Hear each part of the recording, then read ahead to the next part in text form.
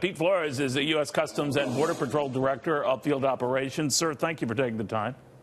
Good afternoon. Thank you. So what do we do when they start arriving? I know the very first front group has arrived. I'm told it's not even totaling 100, but others are coming. Can you explain the process, what we do on our end as they arrive? So Customs and Border Protection is responsible for securing our borders, making sure they are safe for use, especially at our ports of entry. So under Operation Secure Line, we have partnered with DOD to ensure we are addressing any potential vulnerabilities at our borders, and to ensure maximum control of our ports of entry. So as we expect the migrants to arrive, particularly in Tijuana in masses, we have an organized and formalized process on how we intake individuals at our ports of entry legitimately. Part of that process includes the acceptance of asylum seekers as they come through the port of entry. So what the expectation is that we will have, that process is in place, and the caravan will use that process in order to request asylum if that's what they choose to do. So, Director, maybe help me out. I was looking at a breakdown of some of those in the caravan, not only the group that just arrived near Tijuana, but the numbers behind it. Many are Hondurans. They're escaping what they claim to be gang violence that threatened their lives and their families' lives. In the case of Nicaraguans, there's been a political crackdown in that country, so they're escaping.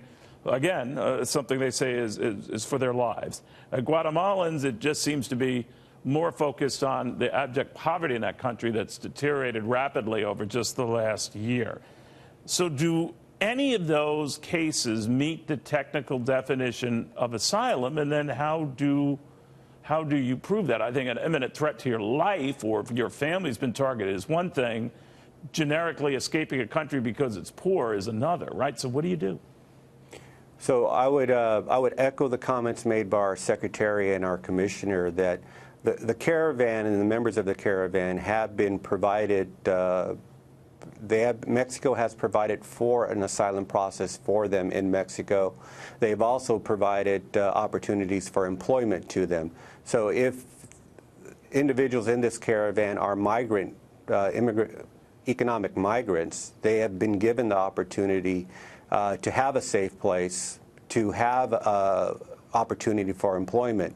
For those that have chosen not to take that opportunity and continue to the border, and who will show up at our borders here in the San Diego-Tijuana area, we will take them in, we will take their claims, and then we will put them through the process with USCIS in order to validate those claims and adjudicate them. So if there are 2,500 or so, I believe, we're told, and correct me if I'm wrong, Director, by Mexico that you could have haven here, jobs here, citizenship here. And very few take Mexico up on that, preferring the United States. That is going to be, that's going to be a big burden to address when they get up to the border, isn't it? It absolutely is. Our ports of entry today are at capacity. So we have an uptick in travel. We have an uptick in commercial merchandise coming across our border. We have an uptick of enforcement in what we're seeing in opioids, methamphetamines, and dealing with those type of normal enforcement concerns that we have to adjudicate every single day.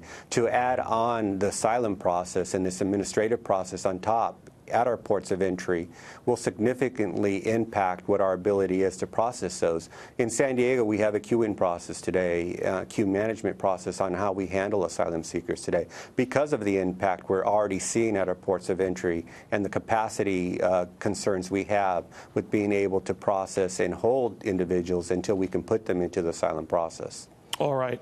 Pete Flores, thank you very much.